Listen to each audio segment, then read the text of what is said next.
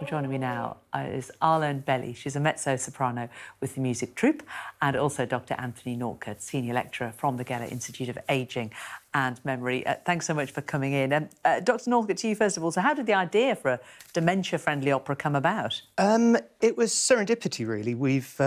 So at the Geller Institute of Ageing and Memory, our focus is on improving the lives of people living with dementia. So that's across in the community, at home, in care homes, in hospitals.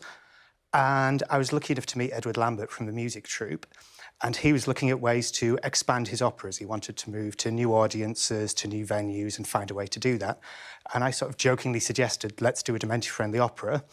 He shook my hand on it, and my life has been the sort of remake of Challenge Annika ever since then, as we get it going. But, and then you came on board, Arlen. I mean, how different is it performing an opera, creating an opera for people, for an audience that may want to move around, may want to make noise, may want to leave? Well, not very different, actually, because we're used to dealing with different kind of audiences all the time, you know. So it's actually, we're looking forward to this performance, and we're hoping to get people involved in it, actually. Dr. Norcott, so what does it mean for the audience? I mean, they will be there, but they will also be free to do what they wish? So in the terms of the opera, so the opera we're putting on is the same opera as it will be performed the following day at the Cockpit Theatre to a more traditional audience. The key thing for the dementia-friendly element is it's a safe space for people with dementia, for people living with dementia and their carers to come to.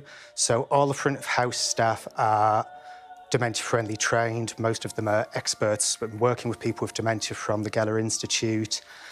We have refreshments on hand. We have a breakout room if it's too much for people, if people get overstimulated, they can get up and leave, and there's a space for them to have a cup of tea. The stigma of if someone just starts to talk, we remove. There's a great big thing for, not just for opera, but for people living with dementia, and especially for their families and their carers, that having someone with dementia with you can be embarrassing because they sometimes miss out on those social cues and norms.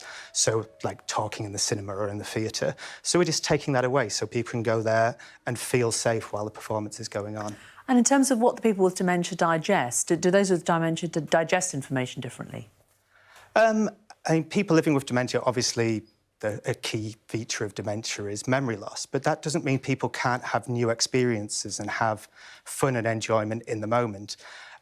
So a lot of activities for people with dementia are often around reminiscence and trying to remember past things.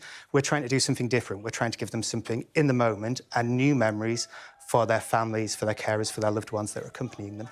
And Arlen, actually, in terms of dementia, we know that there's been a lot of links with music, and often people's memory for music is one of the last things that go, isn't it, when they have dementia? I mean, this could be potentially quite an emotional experience for a lot of the audience, and for those performing? Well, yeah, absolutely. I mean, what I've been thinking, not recently actually, is, you know, you never feel like, as a performer, you never feel you have a real impact sometimes. And you feel like you're not really saving lives like a doctor, you know. And so having these opportunities is actually a challenge, and also something that brings joy. A lot of joy, yeah. You're looking forward to it? Yeah, a lot, actually, yeah.